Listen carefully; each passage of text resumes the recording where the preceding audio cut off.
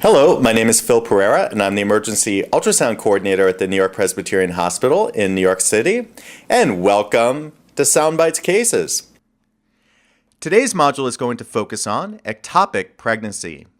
Ectopic pregnancies constitute about 2% of all total pregnancies, although they're commonly seen in the emergency department. Ectopic pregnancy is more commonly seen in women with a history of tubal ligation, who are using intrauterine devices for contraception, or have a history of sexually transmitted diseases, such as pelvic inflammatory disease with scarring of the tubes. Ectopic pregnancy is also commonly seen in women using fertility agents, which accounts for the increasing rate of ectopic pregnancy overall. As a golden rule, we must consider ectopic pregnancy in all women with abdominal pain and/or vaginal bleeding and a positive pregnancy test until ruled out by sonography. Let's begin by reviewing the OB/GYN anatomy that we'll need to know to perform bedside ultrasound of the uterus and the adnexa. We'll begin by locating the lower cervical region of the uterus, the portion above that, the body, and the fundal region of the uterus above the body, which is where we define an intrauterine pregnancy to be located. Notice the interstitial region of the uterus, that region of the uterus that abuts the fallopian tube. In a corneal uterus, this is known as the corneal region. Here we also see the portions of the fallopian tube, the proximal isthmal region, the distal infundibulum, and notice the ampullary region, which comprises the majority of the fallopian tube. We also see here the broad ligament, which encases the fallopian tube and ovary in the lateral region of the adnexa. Remember that the ovary is relatively mobile within the broad ligament. Now let's review a transvaginal long axis scan from a woman who presented with a positive pregnancy test who had lower abdominal pain and vaginal bleeding. Notice the fundus as shown here to the left, the cervix to the right. We see here the presence of a thickened white endometrial stripe in the midline of the uterus. Notice the pelvic cul-de-sac, that potential space posterior to the uterus. Notice here the absence of an intrauterine pregnancy. Now we'll confirm the absence of an IUP by scanning in the transvaginal short axis plane. Here we have the probe marker oriented towards the patient's right, and we're cutting the uterus in cross-section. Notice again the thickened endometrial stripe in the midline of the uterus and the pelvic cul-de-sac posteriorly. Again, we see the absence of an IUP, and also note the absence of free fluid, dark anechoic fluid collections within the pelvic cul-de-sac.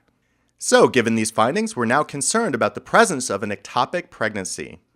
So let's begin our discussion of ectopic pregnancies by reviewing the locations that we commonly see ectopic pregnancies to be found. We see here a normal uterus to the left and a bicornuate uterus to the right.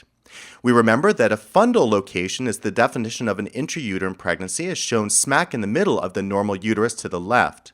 However, we can have variants of ectopic pregnancies within the uterus, as shown in the interstitial location in the normal uterus to the left and in the corneal region in the bicornuate uterus to the right. We can also have implantations low within the cervical region of the uterus, as shown in the normal uterus to the left.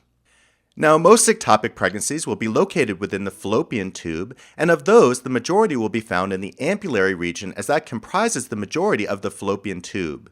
But we can have implantations more proximal within the isthmal region or distal within the infundibular region. Now, tough ectopics to diagnose are those that implant within the ovary, within the abdominal cavity, or within the peritoneal lining. And these can be very, very hard to diagnose and commonly grow to an advanced stage before diagnosis. So, returning to our case, given the presence of a positive pregnancy test and the absence of an IUP on bedside ultrasound, we were very concerned about ectopic pregnancy and decided to scan out to the left adnexa. Here, notice we're scanning out to the left adnexa and we have a positive finding. What we see here is a thickened fallopian tube comprising what is known as the bagel sign. And notice within the thickened fallopian tube, we have another positive finding. That is the presence of a fetal pole. So, in this patient, we were able to diagnose an ampullary ectopic pregnancy, and our next move was to call OB/GYN stat for a consultation. So, in conclusion, ectopic pregnancies constitute the greatest cause overall of maternal mortality, And we must consider an ectopic pregnancy in all women with a positive pregnancy test where an intrauterine pregnancy is not visualized within the fundal part of the uterus. Most ectopic pregnancies are going to be located in the fallopian tube, and we may actually visualize the ectopic with ultrasound evaluation of the adnexa as shown in this module. So we'll return with ectopic pregnancy part 2, which goes over the varied manifestations of ectopics.